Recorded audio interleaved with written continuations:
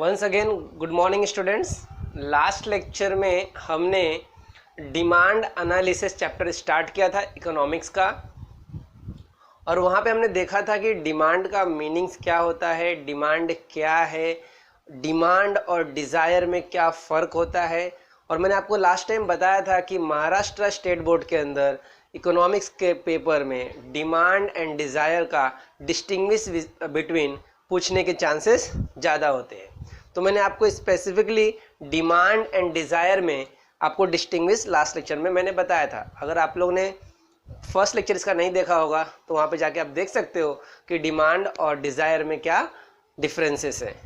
आज हम लोग डिमांड एनालिसिस का मोस्ट इम्पॉर्टेंट क्वेश्चन करने जा रहे हैं, जिसका नाम है डिटर्मिनेंट ऑफ डिमांड।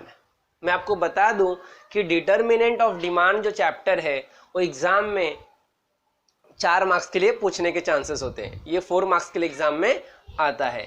तो आज हम लोग देखेंगे कि डिटर्मिनेंट ऑफ डिमांड क्या होता है। इस क्वेश्चन को डिटर्मिनेंट ऑफ डिमांड ना बोलकर आप ऐसा भी समझ सकते हो, फैक्टर इन्फ्लुएंसिंग डिमांड।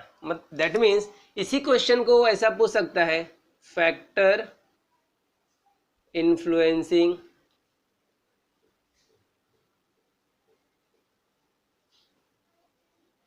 डिमांड। तो दोनों ही क्वेश्चन का मतलब एक ही है। ऐसे कौन कौन से फैक्टर है जो डिमांड को चेंज कर सकते हैं, और कौन से डिटर्मिनेंट है, कौन से फैक्टर है जो डिमांड को फिक्स करते हैं, मतलब जिनकी वजह से डिमांड चेंज हो सकता है या उनकी वजह से डिमांड होता है। तो हम देखेंगे लास्ट लेक्चर में। मैं वापस बता दूं आपको कि मैंने लास्ट लेक्चर में बताया था कि demand means desire for a commodity backed by ability to pay and willingness to spend for a commodity at a particular price during at a particular period of time। मैंने आपको समझाया था कि demand करने के लिए डिज़ायर, एबिलिटी और willingness का होना बहुत ज़रूरी होता है।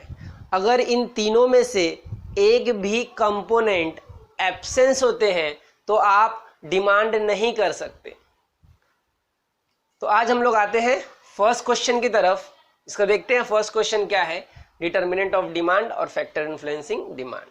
तो इसमें फर्स्ट इसका पॉइंट है price of the commodity. Price of the commodity, commodity का मतलब होता है goods and services. May be कोई भी गुड्स हो सकता है या कोई भी सर्विस हो सकती है। प्राइस ऑफ द कमोडिटी, किसी चीज़ का प्राइस डिमांड को क्या करता है, फिक्स करता है। या आप ऐसा भी समझ सकते हो कि प्राइस डिमांड को चेंज कर सकता है। देखते हैं कैसे। हम सब जानते हैं higher the price lower the demand and lower the price higher the demand. अगर प्राइस ज़्यादा होगा तो डिमांड क्या हो जाएगा, कम हो जाएगा। अगर प्राइस कम है तो डिमांड क्या हो जाएगा, ज़्यादा हो जाएगा। ये हमने देखा था। प्राइस और डिमांड के बीच में इनवर्स रिलेशनशिप होता है। कौन सा relationship? Inverse, INVERSE, inverse relation. That means opposite. क्योंकि प्राइस बढ़ रहा है तो डिमांड कम हो रहा है, और प्राइस कम हो रहा है तो डिमांड क्या हो रहा है, बढ़ रहा है। और ये जनरल हम लोगों की भी टेंडेंसी, एक बायर की टेंडेंसी होती है, एक बायर की सोच होती है कि अगर जो चीज़ महंगा मिलेगा हम उसका डिमांड क्या कर देते हैं, कम कर देते हैं, और जो चीज़ें सस्ती मिलती है हम उसका डिमांड क्या कर देते हैं, ज़्यादा कर देते हैं। तो हम कह सकते हैं कि प्राइस ऑफ द कमोडिटी जो है वो डिमांड को कहीं ना कहीं क्या कर सकती है, चेंज कर सकती है। सबको समझ में आया ना फर्स्ट पॉइंट। सेकंड पॉइंट की तरफ बढ़ते हैं। तो सेकंड डिटर्मिनेंट है income of the consumer. Income of the consumer, मैं आपको बता दूं इकोनॉमिक्स में इनकम को वाई से इंडिकेट करते हैं। इकोनॉमिक्स में इनकम को वाई से क्या करते हैं, indicate. Y means income. So income of the consumer, अगर कंज्यूमर का इनकम ज्यादा होगा तो कंज्यूमर डिमांड भी क्या करेगा, ज्यादा करेगा। अगर कंज्यूमर का इनकम कम होगा तो डिमांड भी क्या करेगा, वो कम करेगा। अगर हम इस केस में देखें तो यहां पर डायरेक्ट रिलेशन है।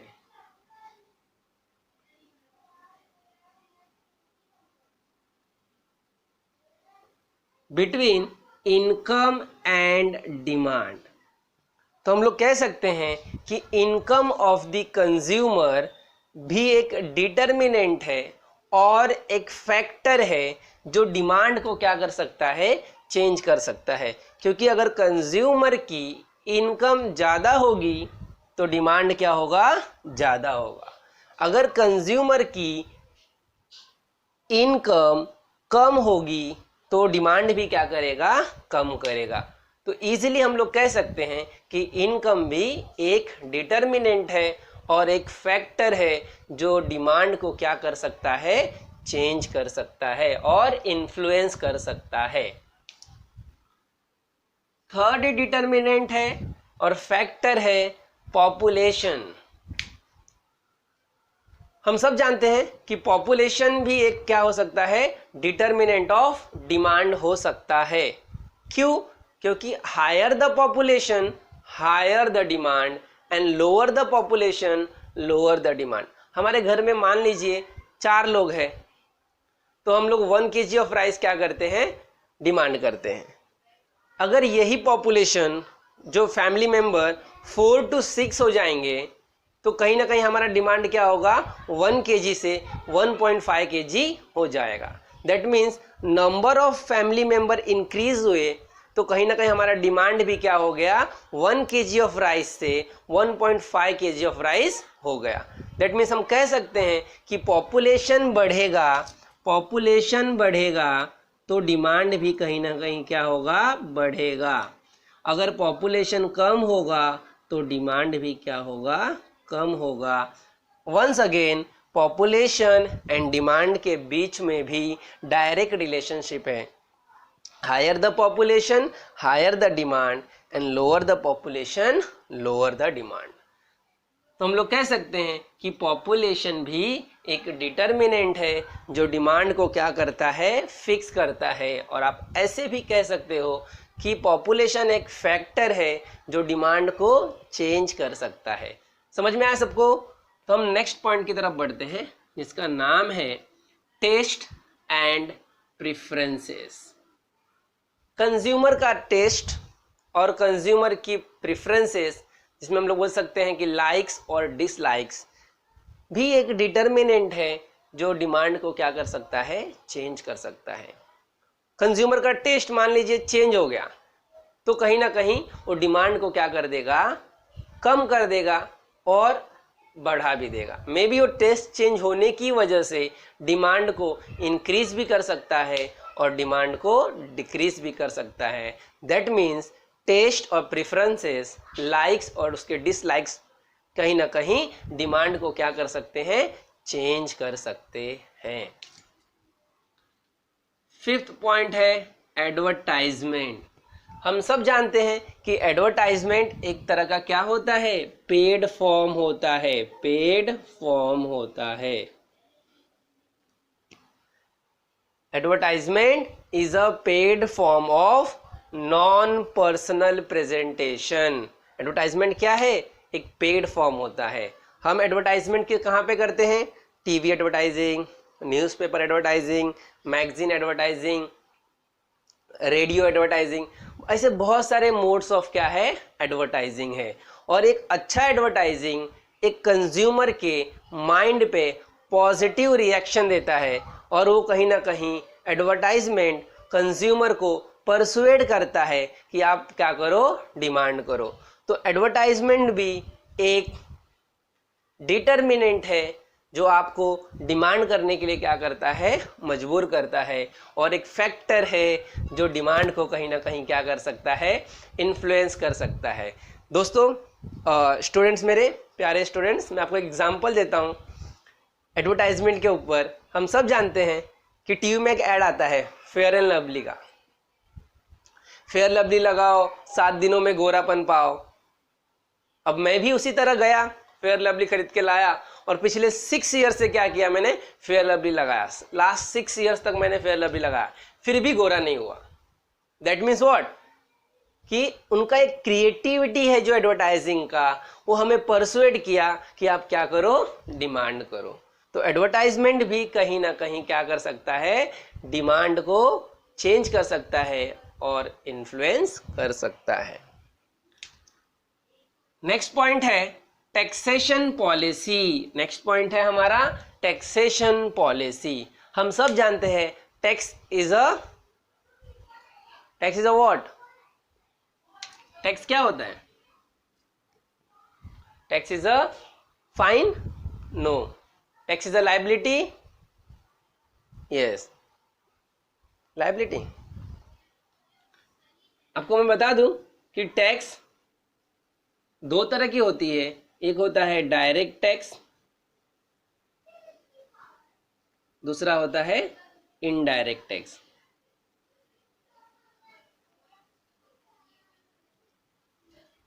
जो डायरेक्ट टैक्स होता है वो हमारे इनकम पे लगता है, और जो इनडायरेक्ट टैक्स होता है वो हमारे गुड्स एंड सर्विसेज पे लगता है। इसको आप जीएसटी भी कहते हो आजकल। क्या कहते हो, जीएसटी। तो ये जो टैक्सेशन पॉलिसी है, कौन सी टैक्सेशन पॉलिसी मतलब गवर्नमेंट के rules and regulation,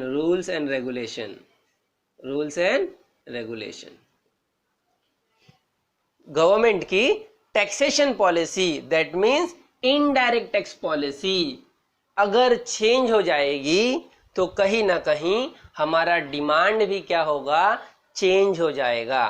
for example, GST आने से बहुत सी गुड्स एंड सर्विसेज क्या हो गई, कुछ गुड्स एंड सर्विसेज महंगी हो गई, जिनका प्राइस क्या हो गया, बढ़ गया। कुछ गुड्स एंड सर्विसेज क्या है, सस्ती हो गई, जिनका प्राइस क्या हो गया, कम हो गया। अब ये टैक्सेशन पॉलिसी की वजह से प्राइस क्या हो गया, बढ़ गया, तो उस केस में डिमांड क्या हो गया, कम हो गया। और इन taxation policy of the government की वजह से प्राइस क्या हो गया, कम हो गया, तो इनका डिमांड क्या हो गया, बढ़ गया। तो हम लोग कह सकते हैं कि जो गवर्नमेंट की टैक्स पॉलिसी होती है, इनडायरेक्ट टैक्स पॉलिसी, वो डिमांड को कहीं ना कहीं क्या कर सकती है, चेंज कर सकती है। नेक्स्ट पॉइंट है साइकोलॉजी ऑफ कंज्यूमर और psychology of consumer. Psychology of, physiology नहीं बोल सकते हम लोग इसको, साइकोलॉजी ऑफ कंज्यूमर। कंज्यूमर की जो सोच है, जो उसकी साइकोलॉजी है, वो भी कहीं ना कहीं डिमांड को क्या कर सकती है, चेंज कर सकती है। फॉर एग्जाम्पल, मैंने आपको बताया कि मैंने एडवर्टाइजमेंट देखा टीवी पे कि फेयर लवली लगाओ और 7 दिनों में गोरापन पाओ।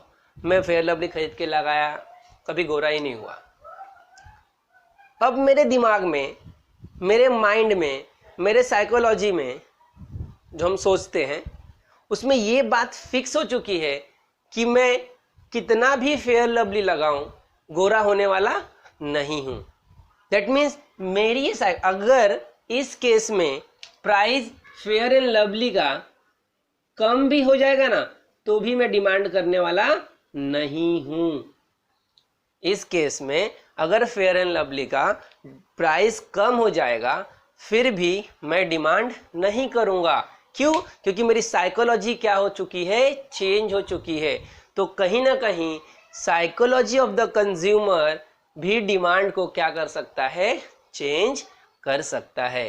तो ये हमारे 7 point, price of the commodity, income of the consumer, population, taste and preferences, advertisement, taxation policy and psychology of the consumer. ये 7 पॉइंट आपको लिखना है। एग्जाम में 4 मार्क्स के लिए क्वेश्चन आता है। डियर स्टूडेंट, मैं आपको एक बात और बता दूं, यहाँ से एक ट्रू और फॉल्स के क्वेश्चन आते हैं एग्जाम में, और मे बी एग्री और डिसएग्री के अंदर एक क्वेश्चन आते हैं। क्वेश्चन वो ये पूछता है कि price is the only determinant of demand. बहुत इजी क्वेश्चन आता है, बच्चे लोग कंफ्यूज हो जाते हैं, उनको लगता है कि प्राइस, तो बोलते हैं ट्रू कर देते हैं। सेंटेंस आप कभी भी जब एग्री और डिसएग्री कीजिएगा या ट्रू फॉल्स के आंसर देते वक्त आपको ये ध्यान देना है कि वहां पे ओनली वर्ड्स यूज जो किया है ना, वो आपके आंसर को रॉन्ग कर सकता है। सेंटेंस में आपको वापस एक बार बता रहा हूं कि price is the only determinant of demand. Price is the only determinant of demand. Price is the only, only का मतलब होता है सिर्फ, प्राइस ही है जो डिटर्मिनेंट ऑफ डिमांड है। ऐसा है क्या?